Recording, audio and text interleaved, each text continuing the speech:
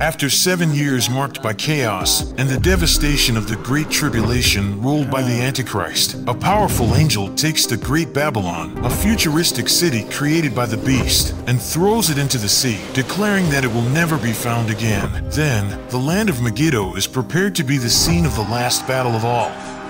This place, loaded with history and bathed in the blood of past conflicts, would witness the final confrontation between the forces of good and evil. Meanwhile, in the great throne, there was a voice of a multitude, like the roar of many waters worshiping God, and rejoicing because the wedding of the Lamb and his wife had finally arrived. The wife is represented by the faithful church, and she has been granted to be dressed in linen, elegant and radiant. But in the darkest moment, when hope seemed lost on earth, heaven opened wide, and a ray of divine light descended. It was Jesus Christ, returning in all his glory and splendor. His eyes were like flames of fire, and he had many crowns on his head, accompanied by heavenly armies brighter than the sun.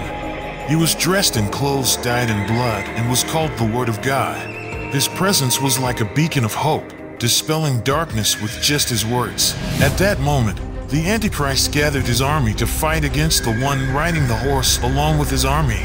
But the Antichrist, along with the false prophet, were thrown alive into a lake of burning sulfur, while all those marked who worshipped the beast were losing their lives just by hearing the word of God coming from the mouth of the one riding the horse. At that moment, all the birds began to feast on their flesh.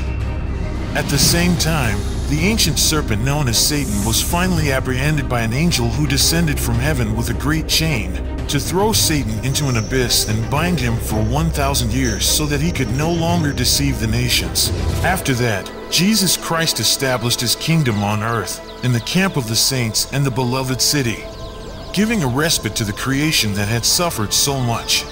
With him, those who had been martyrs of the faith and those transformed into immortality at his coming reign. The earth flourished like never before, the swords turned into plows, and the wolf lay down next to the lamb. At the end of the 1,000 years of peace, Satan is released from his prison for a brief moment, gathering Gog and Magog, symbols of the final forces of evil, and an army for the final battle against the saints and the beloved city. However, their rebellion was quickly extinguished with divine speed, as the fire from heaven descended and consumed the rebels. Satan, who deceived them, was thrown into the lake of fire and sulfur, where the Antichrist and the false prophet also were. There, day and night, they will be tormented forever and ever.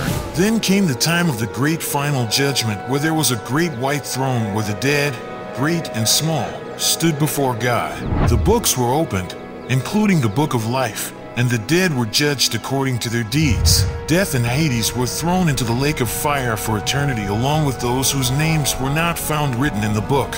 With the last enemy defeated, a new creation called the New Jerusalem is revealed, shining with divine glory, where there will be no more pain, tears, or death, and God will be with his people. The city will be of pure gold, like clear glass, with very high walls that have 12 gates, each with an angel and the name of each tribe.